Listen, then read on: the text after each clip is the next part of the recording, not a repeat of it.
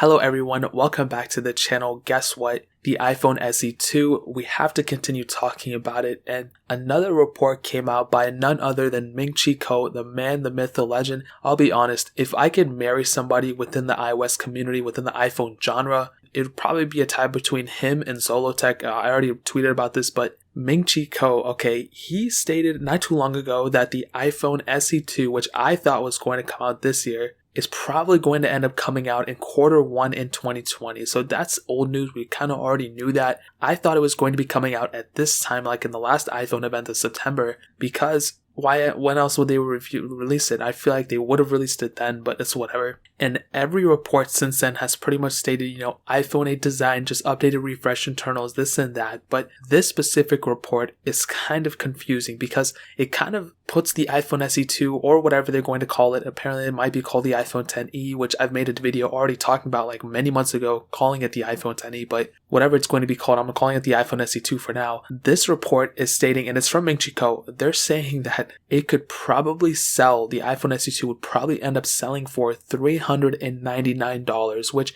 I want to believe. I actually think that's really cool. Apparently that's what the original iPhone SE sold for. Believe it or not, I bought my iPhone SE last year or the year before for $99 brand new, which was really weird, but I want to believe that it's going to be sold for $399. But here's the issue, that if it truly was for sale for not $399, and if it had the iPhone 8 design with the updated internals, whatever, why would they sell it for cheaper than the current iPhone 8? The iPhone 8 right now is selling for $449. So why would Apple strategically place a better item for cheaper than what they're currently selling an older item for? And I understand like the iPhone 11, they cut the price down from the iPhone XR, but this is 2 generations later, and why would they cut the price down that much? I mean, of course it's only like a $50 difference, but I don't really see Apple doing that, but I could be completely wrong. So that's one issue right there, right? But what would they do with the current iPhone 8? Would they drop the price of that down even more to like $349 or something like that? Would they keep it at the same price? Would they remove it? What would happen to the iPhone 8,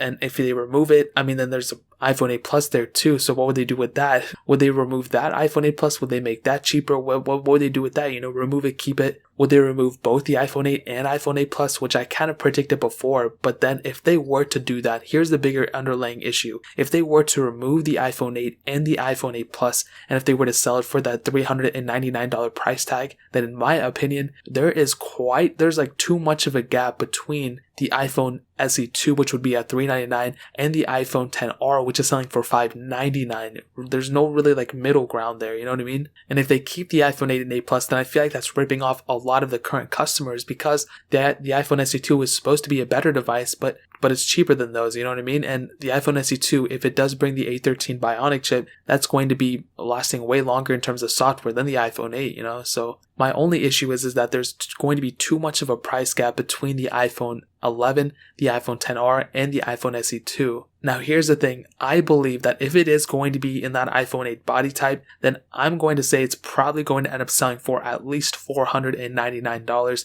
possibly more, but it's going to be around like $449 to $499 in my opinion. They'll probably have to remove the iPhone 8, which I understand. There's like a 50-50 chance whether they'll keep the iPhone 8 Plus or whether they'll remove it in terms of brand new Apple Store pricing. So that's kind of what I'm thinking. He's thinking, Ming-Chi Kuo is thinking $399. I'm thinking at least $449 to $499. And of course I would want it to be cheaper. I'm going to go out and buy this phone. I'm not getting sponsored by anyone.